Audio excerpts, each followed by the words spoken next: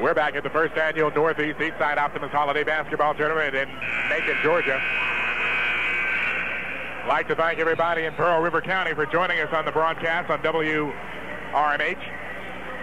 Pearl River got here by winning an overtime game last night, 73-72. Great ball game. Martin Montgomery would have to be called the most valuable player in that contest, but got a lot of contributions from Ken Holland and all the other starters. Andy Johnson only hit 2 in the game, but it might have been the most important 2. They're the ones that won it. Greene County starts this quarter with the basketball. Parks and Miller play catch from right and left side of the key. They come down to Mike Miller, down low, up on top to Steve Miller. He takes the shot from 17. It's missed. Rebounded by Mike Miller, who puts up the follow and in. That's one of the disadvantages right there. Using that height on the boards to attack the offensive glass. Jones comes down across the timeline for the Blue Devils. Comes right side to Kenny Holland. Up top to Montgomery. Montgomery inside to Andy Johnson, who goes off the glass and in. Can you believe that, posting up one of the biggest players on Greene County's team? Posted him up, and not only that, put one in his eye. Steve Parks drives the lane, gets in the paint, puts up the shot from about 8 foot and good. He hangs in the air for being only 5'8". Jones comes down for the Blue Devils. Top of the key, right side to Holland. He's yet to put up a shot. He throws the ball away as he tried to get to Montgomery, and Parks runs it down. Alley-oop pass up and off the rim and falling to the right side. And Jones comes down with the rebound. They missed the alley-oop. Good thing for the Blue Devils. Montgomery, top of the key, goes right side to Holland. Back on top to Jones. Around the horn to Johnson, but the pass is errant, and Steve Parks comes down with it. He goes in the paint again. Shovels it off this time to Mapp. Mapp's shot is up and good. Left side of the key from about 7 feet. Montgomery has his pockets picked, but unfortunately, he got it back, but then lost it out of bounds. Mark Montgomery is very fortunate. You know, he lost the basketball, and he reached around. He didn't get called for a foul, but Pearl River Central, they turned it over 5 times in this ball game, and 4 turnovers for Greene County. Greene County has the ball left side, goes to Parks, knocked off a player's knee, but it's run down by Brown. Ricky Wright has the pass knocked away by Jones. Jones on the streak away, goes up with the left hand, it's missed. Rebounded by Monfort. Monfort comes down into the paint, goes around McClellan. Nobody at home for Pearl River Central. He just went down through the paint. Nobody there to stop him and laid it up and in. 22-16 Greene County. Blue Devils come back across the timeline. Jones being hounded. Goes to Holland right side. Inside they go to Johnson. Johnson has it blocked by Brown. And Brown runs over. They're going to say a blocking call on Montgomery as Brown hits the floor. Brown is a big kid. 6'5", got good weight to him. That may have been a pretty good foul because he was leading the break, had about 2 other gold shooters with him, and they would have had something like a 3-on-1 break at the other end. So I think that was a pretty good foul, particularly if he should miss one of these free throws. Adam Jones checks out of the ball game. Chris Thigpen comes in. Thigpen, a 6'2", 11th grader, or a junior, as they're commonly called. Brown's first shot is up and in. Brown is classified as a possible blue chipper, and you can see why.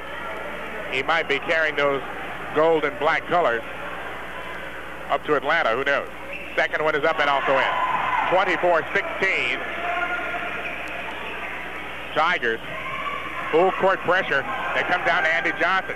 Johnson shot from the free throw line is missed, but he's fouled by Ricky Wright. And that'll put Johnson to the line to shoot 2.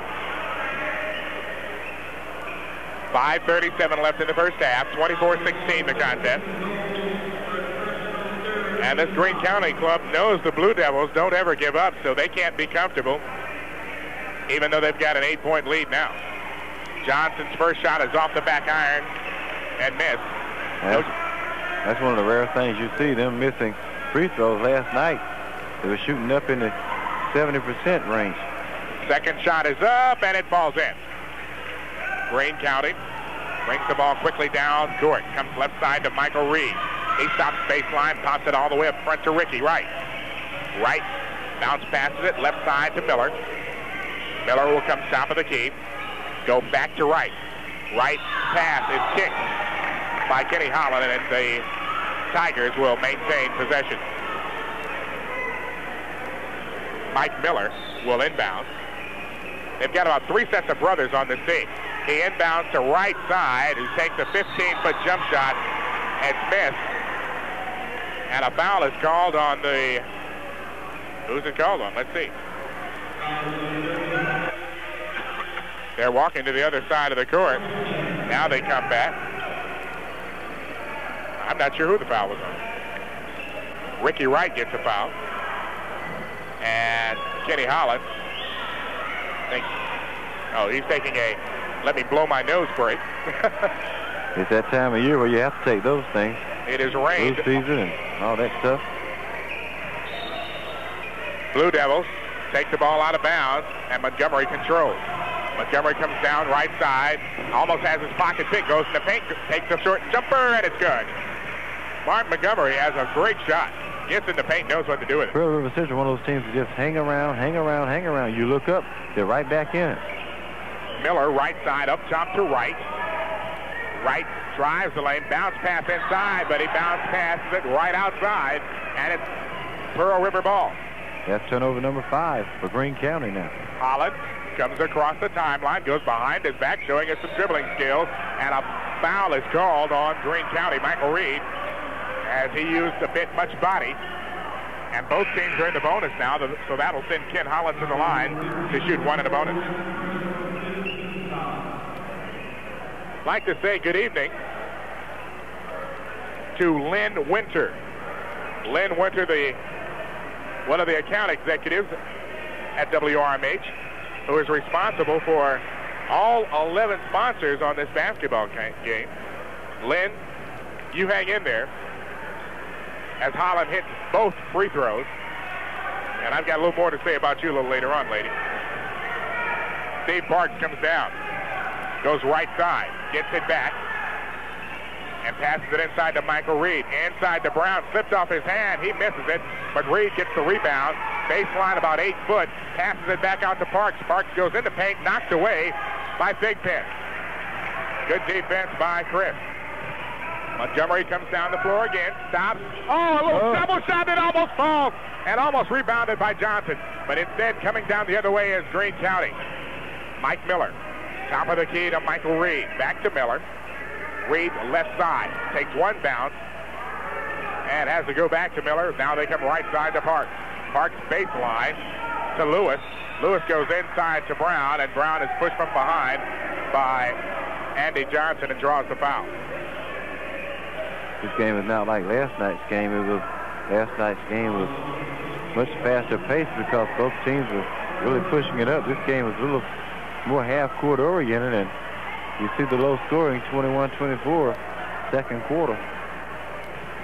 Javis Brown at the line to shoot 1 in the bonus.